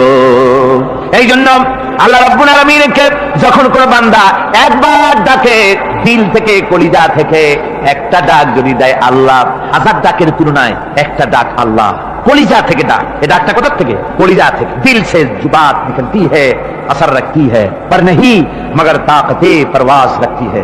অন্তর থেকে যে কথা বেরোয় তা প্রভাব বিস্তার করে। কলিজা থেকে যদি কেউ ডাক দেয় আল্লাহ, কলিজার একটা ডাক আলাদা না? বলেন আলাদা কিনা? কলিজা থেকে ডাক, বলেন না সবাই আল্লাহ। কলিজা থেকে একটা ডাক যদি কেউ ভাবে আল্লাহকে ডাক দেয়, আল্লাহ আল্লাহ রাব্বুল আলামিন বান্দা যখন একবার ডাক দেয় আল্লাহ তখন 70 বার লাব্বাইক বলেন, 70 বার সাড়া দিয়া বলে বান্দা কি চাও, আমি তোর কাছে হাজির, কি চাস বল আমার, আমি মাফ করে দেব। সুতরাং আল্লাহ রাব্বুল আলামিন বলছেন আমার কাছে ক্ষমা চাও, মাফ চাও, আমার কাছে মাফ চাও, যত মাফ চাইবে আমি মাফ করে দেব। পৃথিবীতে এমন কেউ নাই যার কাছে বেশি চাইলে তিনি খুশি হবেন। আল্লাহ রাব্বুল আলামিন এমন এক সত্তা যার কাছে যত বেশি চাওয়া যাবে তিনি তত বেশি খুশি হবেন। হর হামেশা দেনে কো वो तैयार है जो न मांगे उससे वो बेजार है। যত বেশি চাওয়া যায় আল্লাহর কাছে আল্লাহ তত খুশি হন, আর যে ব্যক্তি চায় না আল্লাহর কাছে আল্লাহ তার উপরে বেজার হয়ে যান। ওয়ামান তাবা ওয়া আমিলা সালিহান فإنه يتوب إلى الله متابا। আর যারা তওবা করে নেক আমল করে তার আল্লাহর দিকে ফিরে আসে, যেমনটি তার আশা উচিত তেমন ভাবে সে আল্লাহর কাছে ফিরে আসে। তার মানে হলো তওবা মাফ, তওবা কবুল করার জন্য, গুনাহ মাফ করার জন্য পৃথিবীতে কেউ নাই। আছে কেউ? গুনাহ কি কেউ মাফ করতে পারে? দুনিয়ায় কেউ পারে? আকাশে কেউ পারে? আল্লাহ ছাড়া কেউ গুনাহ মাফ করতে পারে? যদি মানুষ তওবা করে, রব্বুল আলামিন বলেন সে এমন ভাবে তওবা করে আল্লাহর কাছে ফিরে এসেছে যেখানেই তার আসা উচিত, এই জায়গা ছাড়া আর তার কোনো যাওয়ার জায়গা নাই।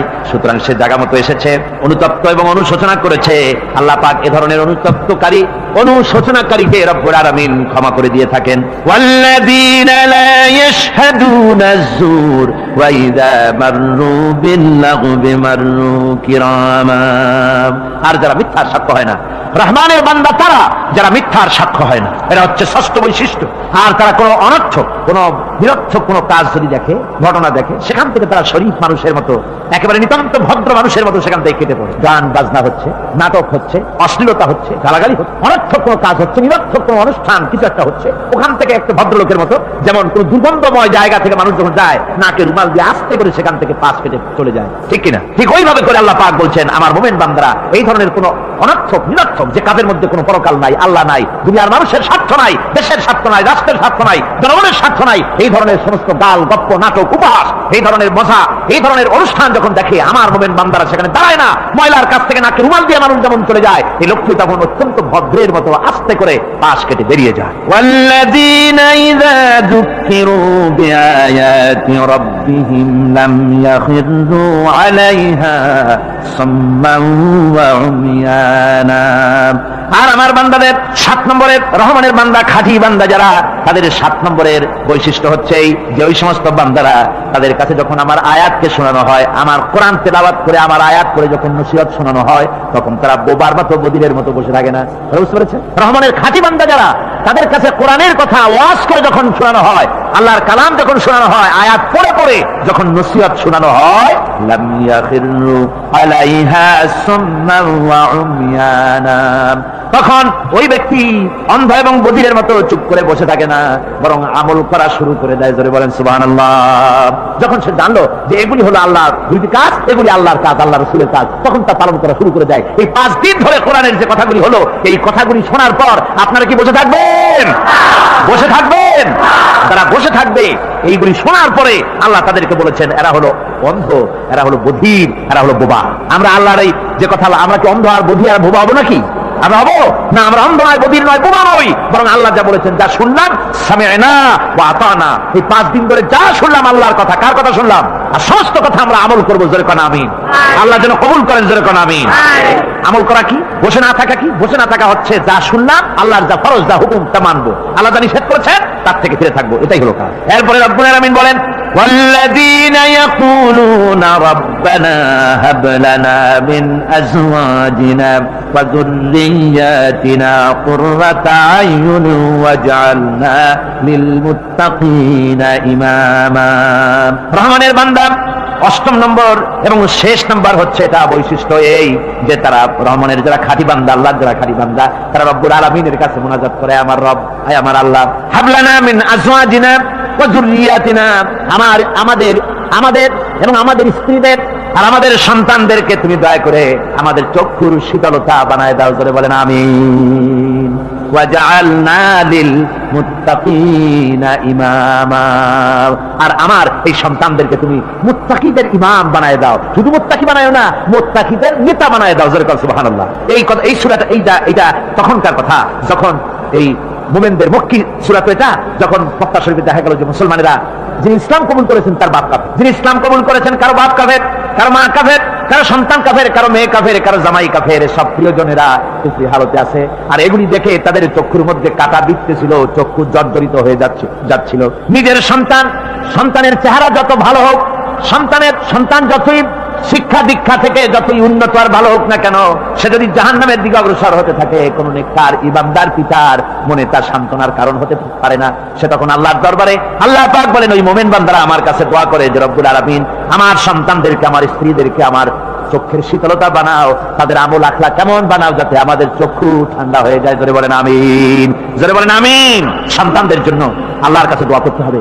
আপনারা দেখেন চোখের সামনে দেখতে পাচ্ছেন সন্তান সিনেমায় যাচ্ছে, সন্তান নামাজ পড়ে না, সন্তান রোজা রাখে না, সন্তান মানুষের তৈরি করা মতাদর্শের পেছনে স্লোগান দিচ্ছে, দৌড়াচ্ছে, আর আপনি পিতা হয়ে তাকে ঠেকাচ্ছেন না।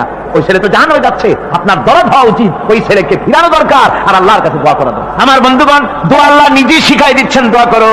পড়েন আমার সাথে, রব্বানা হাব লানা মিন আজওয়াজিনা ওয়া যুররিয়াতিনা কুররাতা আয়ুন ওয়াজআলনা লিল মুত্তাকিনা ইমামা উলাইকা ইউজসাউনাল গুরফাতা বিমা সাবারু ওয়া ইউলাক্কাউনা ফিহা তাহিয়াতান ওয়া সালামা।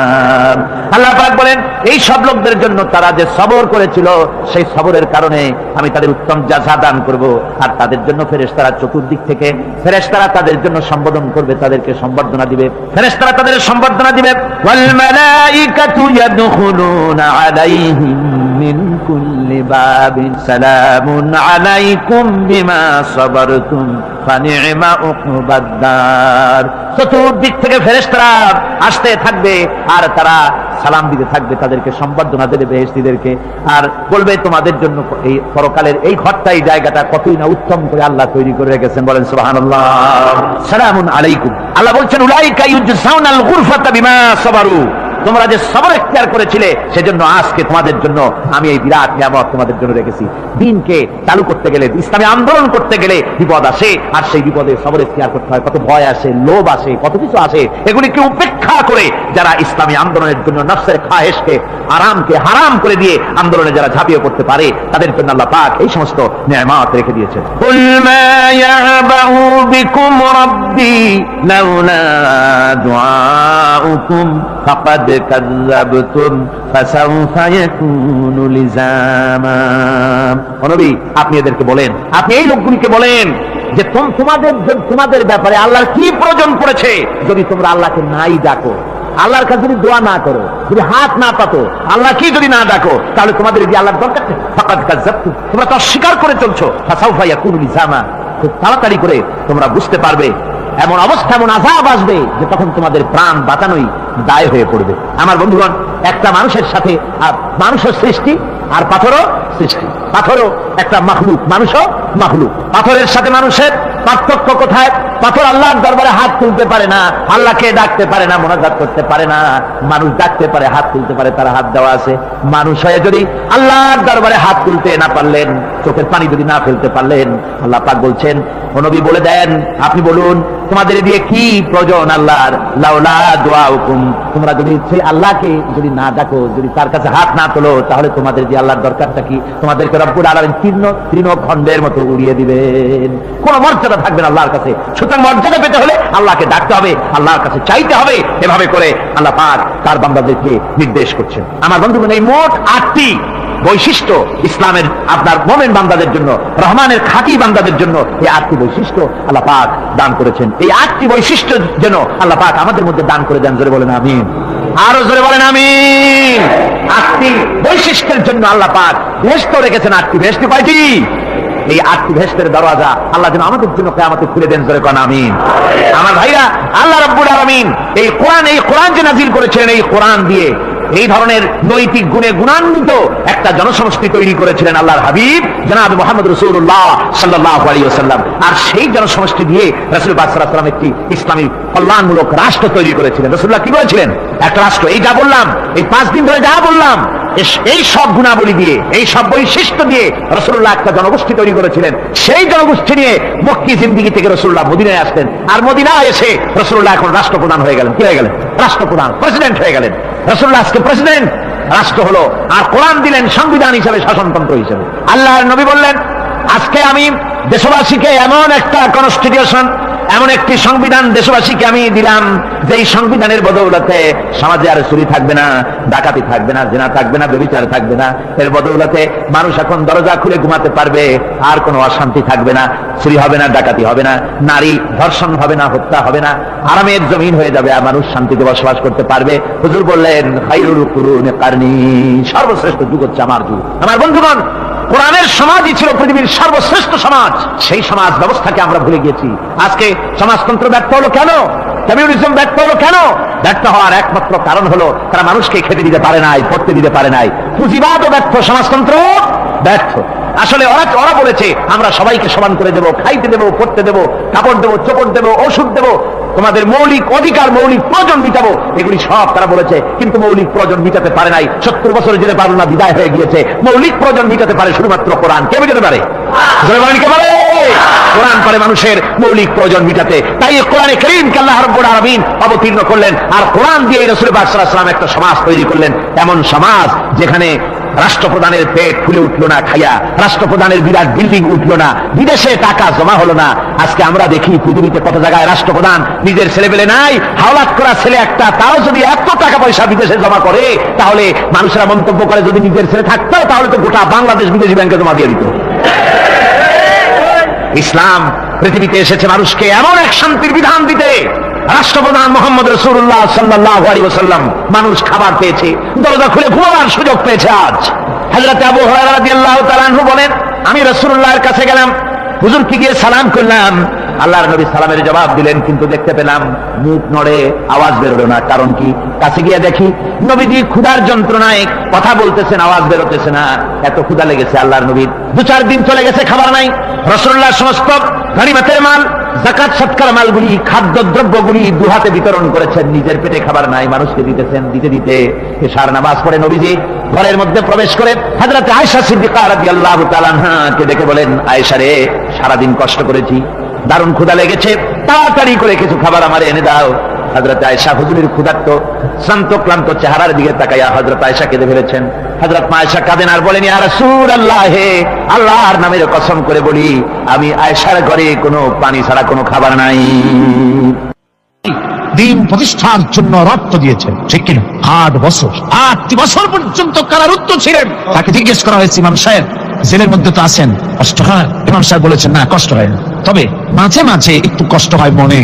2-4 মাস পর পর আমার বুড়ি মাকে এনে হাজির করা হয় জেলখানার মধ্যে, আর আমার মায়ের সামনে আমাকে পেটানো হয়, যেন মা আমাকে বলে যে এদের সাথে একমত হয়ে যা, সেই জন্য পেটানো হয়।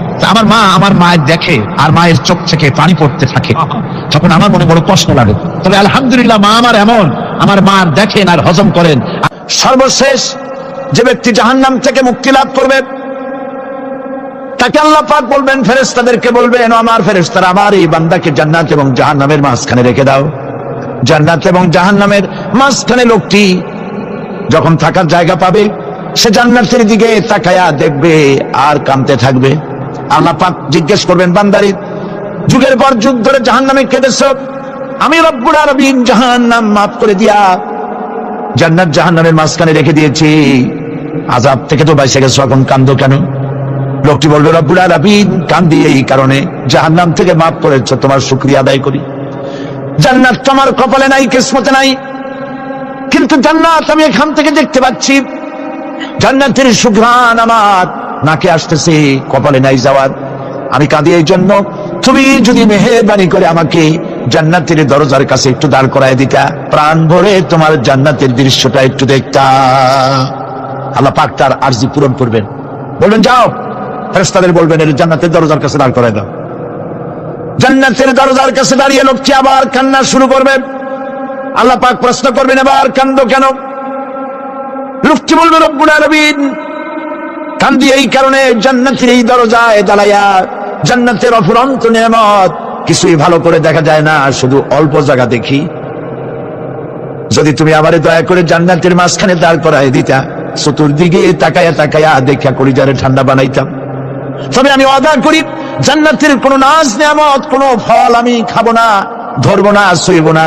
একটুখানি মেহেরবানি করে মাঝখানে দাঁড় করাবার দাঁড় করাইয়া দাও, জান্নারে ঠান্ডা করি। আল্লাহ রাব্বুল আলামিন ফেরেশতাদের বলবেন, আমার এই বান্দারে জান্নাতের মাঝখানে দাঁড় করাইয়া দে।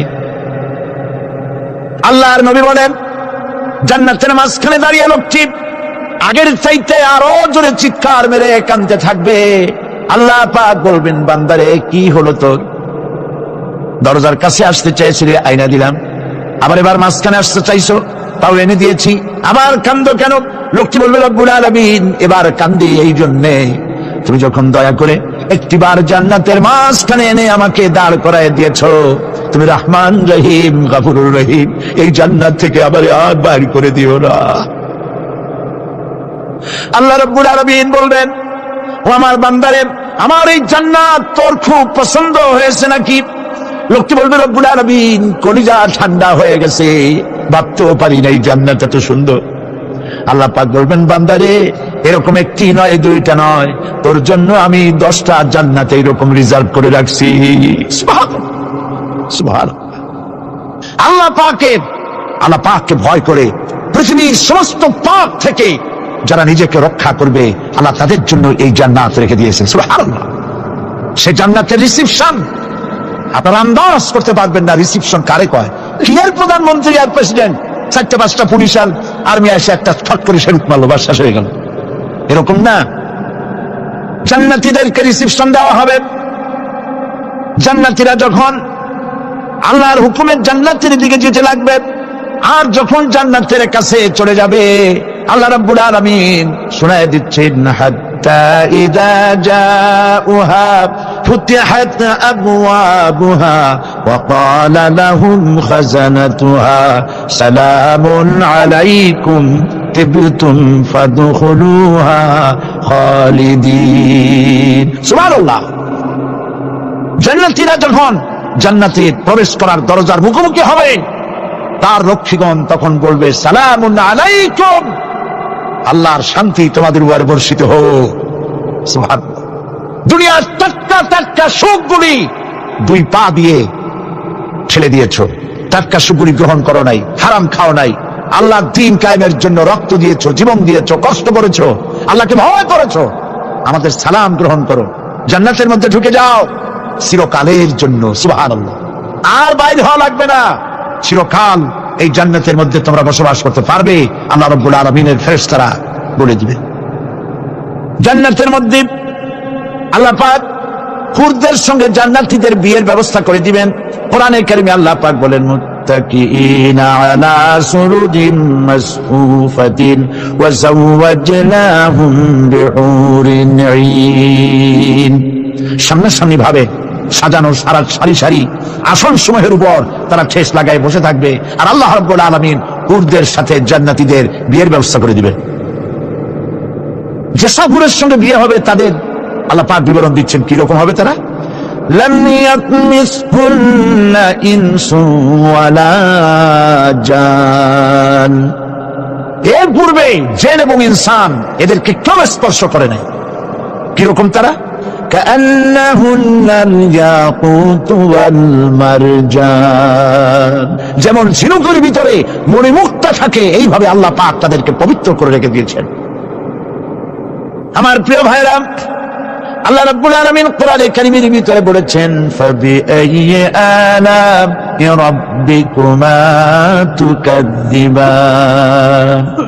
জান্নাত দান করে আল্লাহ পাক এবার জান্নাতীদেরকে সম্বোধন করে বলবেন, ইয়া ইবাদি লা খাউফুন আলাইকুমুল ইয়াওমা ওয়া লা আনতুম তাহজানুন। হে আমার বান্দারা, লা খাউফুন আলাইকুমুল ইয়াওম, আজ আর কোনো ভয় নাই। সুবহানাল্লাহ, সুবহানাল্লাহ। আজ আর কোনো ভয় নাই, কোনো চিন্তাও নাই, আরামে এই জান্নাতের মধ্যে বসবাস করো।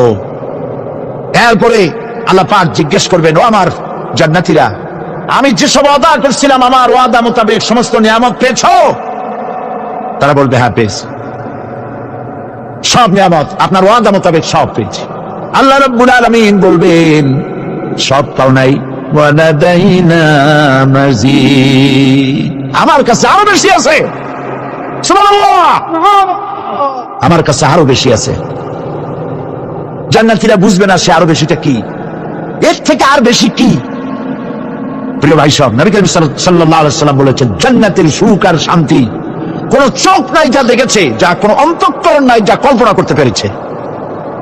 এই জান্নাত মুত্তাকিদের জন্য আল্লাহ রাখছেন, সুবহানাল্লাহ। জান্নাতীরা ভাবতেও পারবে না সেই নিয়ামতগুলি কি। প্রিয় ভাই সব, সেই মুহূর্তে আল্লাহর নবী মুহাম্মদ রাসূলুল্লাহ সাল্লাল্লাহু আলাইহি ওয়াসাল্লাম বলবেন, রব্বুল আলামিন, আমার উম্মতেরা জান্নাতীরা বুঝতে পারে নাই আপনার কাছে কি নিয়ামত আরো বেশি আছে। আমার এই উম্মতেরা জান্নাতীরা আপনার ওয়াদা মোতাবেক সব পেয়েছে, কিন্তু একটি জিনিস এখনো তাদের কিসমতে হয় নাই।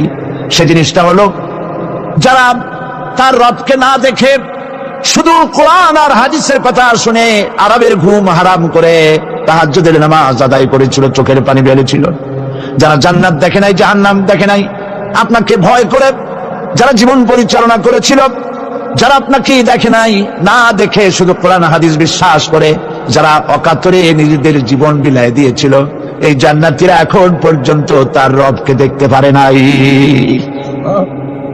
আল্লাহ রাব্বুল আলামিন তার সামনে থেকে ৭০,০০০ পর্দা সরে যাবে।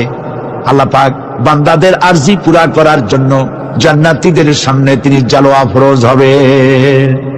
কোরআন শরীফের ভিতরে আল্লাহ পাক বলে, জান্নাতীরা তারা আল্লাহর দিকে, জান্নাতীরা তার রবের দিকে তাকিয়ে থাকবে, আর রব তার বান্দাদের দিকে তাকাইয়া থাকবে। প্রাণ ভরে জান্নাতীরা রবকে দেখবে, সুবহানাল্লাহ, আল্লাহ পাককে দেখবে। প্রাণ খুলে আজ দোয়া করি, রব্বুল আলামিন, জান্নাতের যেই পরিবেশে, যেই জায়গায় তুমি দয়া করে তোমার গোলামদেরকে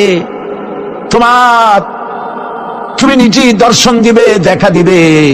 মনিব গো, ও আমাদের রব, আজ এই বিশাল জনসমুদ্র নিয়ে তোমার দরবারে আবেগ ভরা কণ্ঠে বলি, যে অনুষ্ঠানটি তুমি এমন মুবারক অনুষ্ঠান করবে যেখানে তুমি জান্নাতীদেরকে দেখা দিবে, ওই জান্নাতের কোন একটি, ওই অনুষ্ঠানের কোন একটি কোনায় কানায় আমাদেরকে দাঁড় করাইয়া দেখান তো। ভাই সব, আল্লাহ রাব্বুল আলামিন মানুষের সামনে এত সব নিয়ামত রেখেছেন, এই জান্নাত দান করবেন।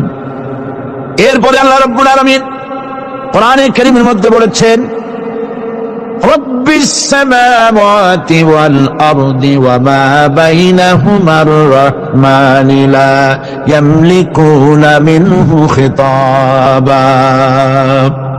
এসব পুরস্কার রয়েছে তোমাদের সেই রবের পক্ষ থেকে যিনি আকাশ আর জমিনের মালিক। সুবহানাল্লাহ বলবেন না? যার সামনে কথা বলার ক্ষমতা কারো হবে না। এটি একটি মারাত্মক কথা। কিয়ামতের দিন আল্লাহর দরবারে কেউ কথা বলতে পারবে না আল্লাহর নির্দেশ ছাড়া। একটি আকীদা পরিষ্কার করে নিয়ে যান আপনাদের। সে আকীদাটা এভাবে পরিষ্কার করুন, কোন পীর সাহেব, কোন খাজা বাবা, কোন মাওলানা, কোন মুহাদ্দিস, কোন বুজুর্গ আপনাকে সুপারিশ করতে পারবে না যদি না আল্লাহ পাক তাকে কথা বলার তৌফিক না দেয়। মনে থাকবে এটা। আয়াতুল কুরসির ভিতরে আমরা পড়ি, মান যাল্লাযী ইয়াশফাউ ইনদাহু ইল্লা বিইযনিহি। আল্লাহ পাক বলেছেন, কিয়ামতের দিন আল্লাহর দরবারে কার সাহস আছে কথা বলতে পারে? মান যাল্লাযী ইয়াশফাউ ইনদাহু ইল্লা বিইযনিহি। আল্লাহর ওয়াদা ছাড়া, হুকুম ছাড়া আল্লাহর সামনে কথা বলার সেদিন কেউ থাকবে না। সুবহানাল্লাহ, কেউ কথা বলতে পারবে না। সুপারিশ করতে হবে আল্লাহ যারে বলেন তুমি করো, অমুকের জন্য করো, সেই ব্যক্তি শুধু তার জন্যই করতে পারবে, আর কেউ কথা বলতে পারবে না। সেই কঠিন হাসরের ময়দান, যেদিন শুধুমাত্র আল্লাহ পাক কথা বলবেন, আর যারে বলতে বলবেন সেই কেবলমাত্র বলতে পারবে। সুপারিশ এটি আল্লাহ পাক কিয়ামতে পারমিশন দিলে বলা যাবে। হযরত ইব্রাহিম আলাইহিস সালাম কিয়ামতের দিন তার নিজের পিতা সম্পর্কে সুপারিশ করবেন, রব্বুল আলামিন আমার আব্বার জন্য সুপারিশ করতেছি, মেহেরবানি করে জাহান্নাম থেকে তারে আপনি রক্ষা করুন। আল্লাহ রব্বুল আলামিন বলবেন, ইব্রাহিম তোমার সুপারিশ মঞ্জুর হবে না। প্রিয় ভাই সব, একটু মাথা কাটান, চিন্তা করেন।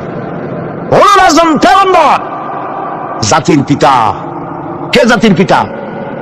চিল্লায় বলুন, কলিজা সাফ করে ফেলুন, মুসলমানদের জাতির পিতা হাবিব জাবিব কেউ হতে পারে না। মিল্লাতা আবিকুম ইব্রাহিম, ইব্রাহিম আলাইহিস সালাম এই মিল্লাতের পিতা। সুবহানাল্লাহ। হযরত ইব্রাহিম আলাইহিস সালাম কিয়ামতের দিন বলবেন, আল্লাহ আমার আব্বার জন্য সুপারিশ করছি। আল্লাহ পাক বলবেন মঞ্জুর হবে না। আজর তোমার পিতা হতে পারে, কিন্তু আমার খলিলকে আগুনে ঢালার জন্য নমরুদকে সে সহযোগিতা করেছে, আমি তোমার পিতাকে ক্ষমা করব না। নবী করিম সাল্লাল্লাহু আলাইহি সাল্লামকে সাহাবায়ে কেরাম জিজ্ঞেস করেছেন, হে রাসূল, আপনার আব্বা এবং আম্মার অবস্থা কি হবে? নবী করিম সাল্লাল্লাহু আলাইহি সাল্লাম কেঁদে ফেলেছেন, সাওয়াব বলেছেন, আমি তাদের কোনো উপকারে আসব না। আল্লাহু আকবার। আপনি মনে করছেন নাকি যে ইয়া নবী সালাম আলাইকা বলি অমনি নবীর সুপারিশ পাবেন? এত সহজ। কতগুলো রসগোল্লা খাইলেন আর বড় একটা মিছিল করলেন আর অমনি চলে যাবেন? পৃথিবীর সব মানুষ, সাহাবায়ে কেরাম বাদ দেন, পৃথিবীর সমস্ত মানুষ একত্রিত হয়ে আবু তালেব রাসূলুল্লাহকে যে ভালোবেসেছেন, ওর 1000 ভাগের 1 ভাগও সারা দুনিয়ার মানুষ রাসূলুল্লাহকে ভালোবাসতে পারবে? পারবে? নিজের ছেলে আলীকে, আলী রাদিয়াল্লাহু তাআলা আনহুকে আলাদা বিছানায় শোয়া, ছোট্ট মানুষ হযরত আলী আলাদা জায়গায় রাখা, মুহাম্মদুর রাসূলুল্লাহ সাল্লাল্লাহু আলাইহি ওয়াসাল্লাম এতিম মানুষ, তার কলিজার সাথে বুকের মধ্যে আশ্রয় দিয়ে আগলে রেখেছেন বুক পরে। সেই আবু তালেব মৃত্যুর সময় নবী করিম সাল্লাল্লাহু আলাইহি ওয়াসাল্লাম বলেছিলেন, চাচা একটিবার আমার কানে তাওহীদের কালেমা শোনায় দেন। আবু তালেব তার কিসমতে ছিল না কালেমা। মরে যাওয়ার পর একজন সাহাবী বলেছিলেন, ইয়া রাসূলুল্লাহ, মৃত্যুর সময় আবু তালেবের মুখ আমি নড়তে দেখেছি, তিনি কালেমা পড়েছেন সম্ভবত। রাসূলুল্লাহ সাহেব বলেছেন, আমি শুনি নাই। এত ভালোবাসার পর হাদিস শরীফে এসেছে আবু তালেব জাহান্নামে যাবে। কোথায় যাবে? জাহান্নামে। সবচাইতে কম আযাব হবে কার? আবু তালেবের। কম আযাবটা কি? হাদিস শরীফে এসেছে কম আযাব হলো জাহান্নামের আগুন দিয়ে এক জোড়া জুতা তৈরি করে আবু তালেবের পায়ে পরিয়ে দেওয়া হবে। সেই জাহান্নামের আগুনের তৈরি করা জুতার তাপে আবু তালেবের মাথার ঘিলুগুলো টকবক করে বউ পড়তে লাগবে। এত ভালোবেসে যদি কিয়ামতের উপায় না হয়, আপনি ইয়া নবী সালাম আলাইকা, ইয়া রাসূল সালাম আলাইকা আর কতগুলো জিলাপি খাইলেন, বড় একটা মিছিল করলেন। প্রিয় ভাই সব,